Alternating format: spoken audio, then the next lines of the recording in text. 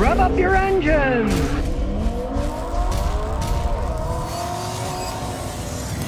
Today I'm going to talk about salvage vehicles, to buy or not to buy. A lot of times I warn people not to buy them. But in this case, this is a salvage Scion. He paid $9,000 for it. Originally, this particular one was $27,400 with about 80,000 miles on it. So the price was right. Now, there's his phone. He got the original picture.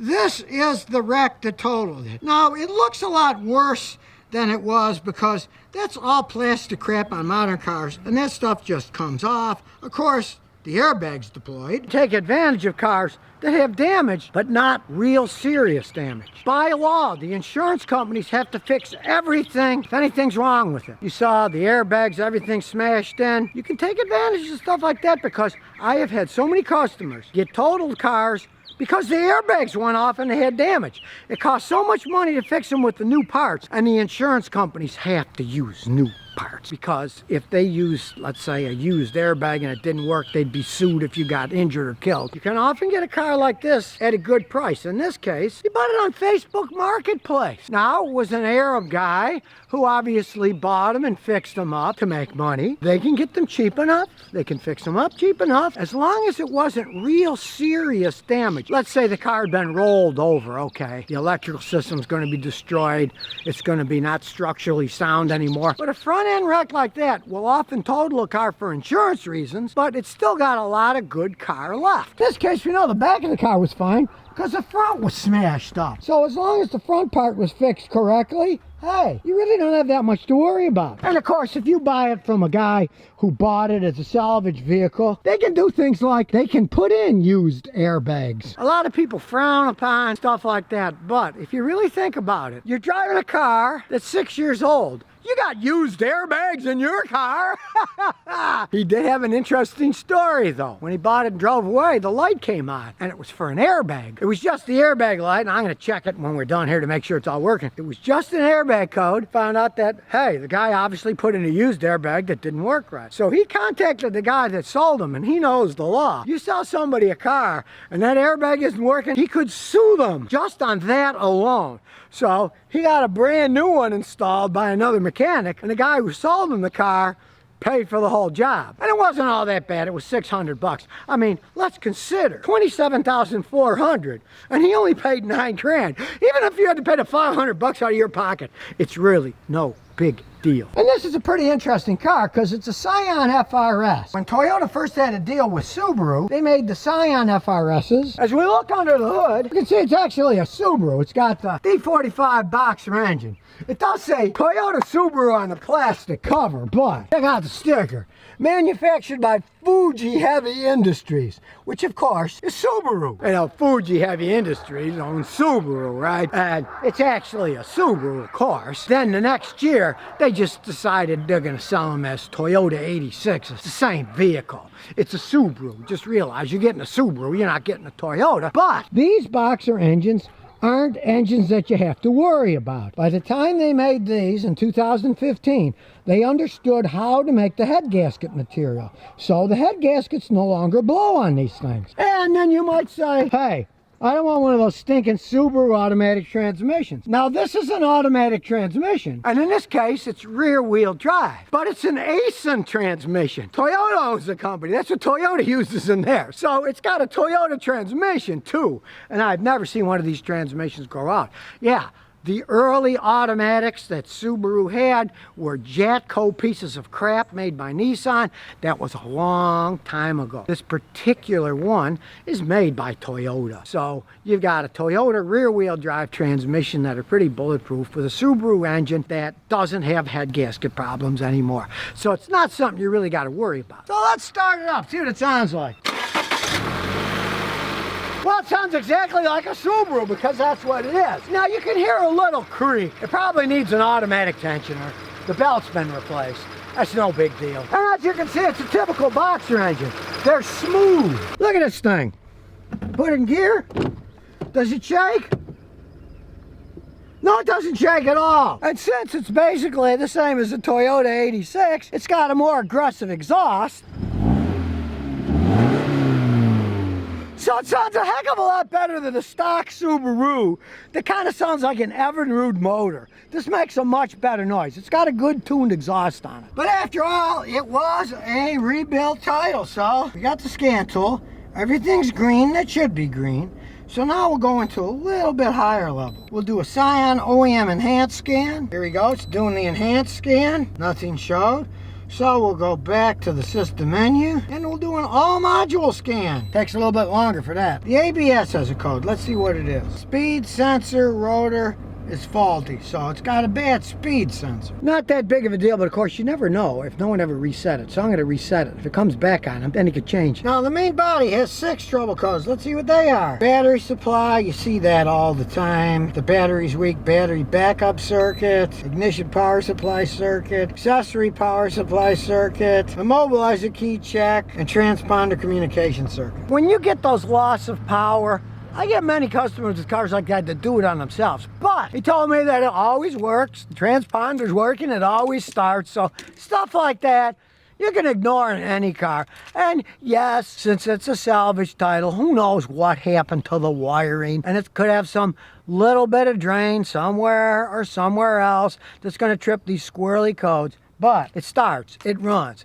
It doesn't have any check engine light codes come on, so who cares? We're going to go to erase. Now it's erased them all. If they don't come back, who knows if they were ever erased. So here's the thing, a lot of people don't understand. Generic OBD port that you plug a cheap scanner into. What you get out of that is generic codes. This has a specific enhanced codes. When it erases the codes, it erases only the codes that you want to erase. So I just erased all the body control codes.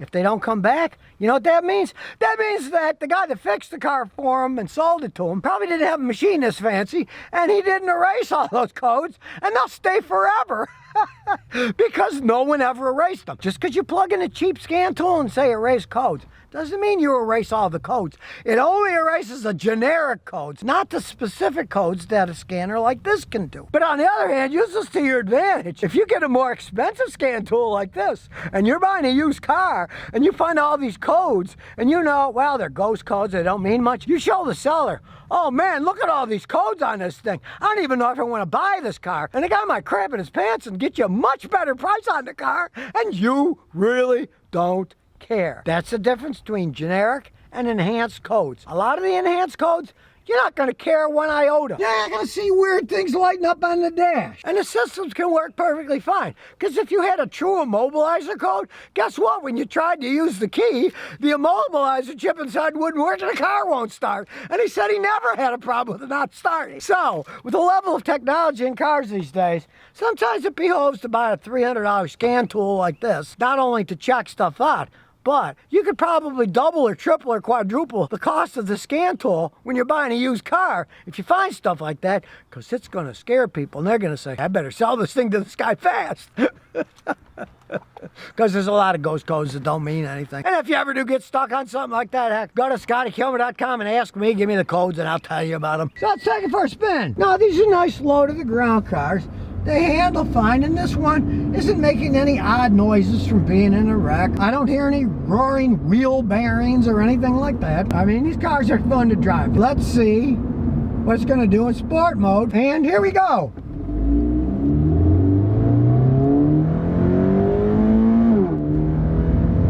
Fast shift, smooth shift.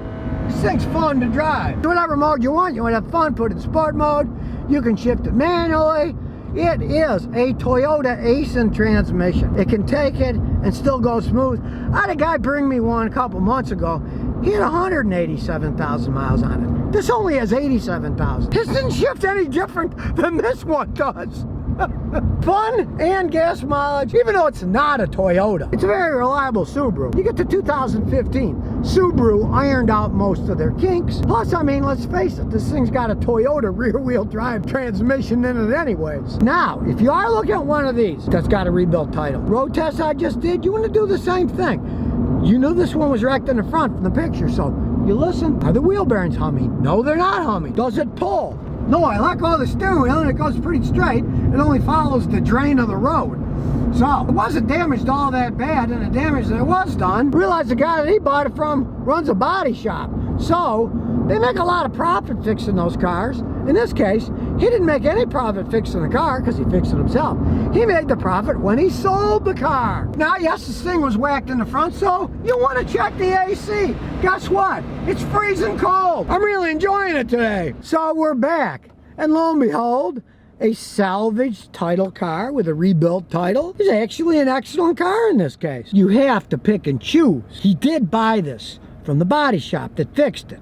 Now, you always want to go direct. That's better. Stay away from auction because you don't get to drive them. You just see them. You do not want an auction salvage rebuilt title. But you get it from a guy who has a body shop and he fixes the stuff up. Hey, look. This is all plastic crap anyways, you know? Nobody fixes it. When it breaks, you throw it away, put another plastic part on, and paint it. So, all that plastic ripped off, it's to your advantage to get one that's been fixed at a body shop where you don't care if the bumper came from Taiwan. And yeah, maybe there's a little bit bigger gap here than there. What the heck? $9,000, it's a big difference in price. This car's got a lot of life in it, and he got a good deal. Strangely enough, the guy even paid for a new airbag when he showed him the liability. That's the thing. If you go to a regular shop, this was a registered body shop. This wasn't some fly-by-night guy. So he had a business he had to protect. And if he would have had a problem with the airbag, something happened, he'd be sued. He knew enough of it that he did say to the guy, can we use a used one from a junkyard? And of course, the customer said, no, I don't want that. I want a brand new one. I don't want a used piece of junk on it. If you go to maybe a fly-by-night guy, maybe it's got used airbags on it. But if they work, what do you care? Because really, like I said before, you're driving a car that's 5, 6 years old. You got used airbags in yours. They can last a long time. Just make sure you get a guy like me with a scan tool that's going to scan it and tell you, hey, the airbag system's working fine. There aren't any problems. And if it does have problems, go back to whoever's selling it and say, hey, the airbag's aren't working. You're liable for that. So now you know. You can get salvage cars if you look around and use your head like he did, because you can save a lot of money. Cosmetics are a big thing these days. To fix things cosmetically costs a lot of money. So body shops often buy up the ones they know, that's all cosmetic. You can get a good price. They're making a profit on the deal, and everybody's happy. See who's selling it. Is it a real shop? Whose name is the title in? And then go from there. And truthfully, the guy that sold them to him was so honest, he showed him a picture of the car before and after. Like some of the guys did to me in Rhode Island when they bought salvage cars. There's nothing wrong with that. They can make a profit, you can get a better price, and everybody's happy. So if you never want to miss another one of my new car repair videos, remember to ring that bell.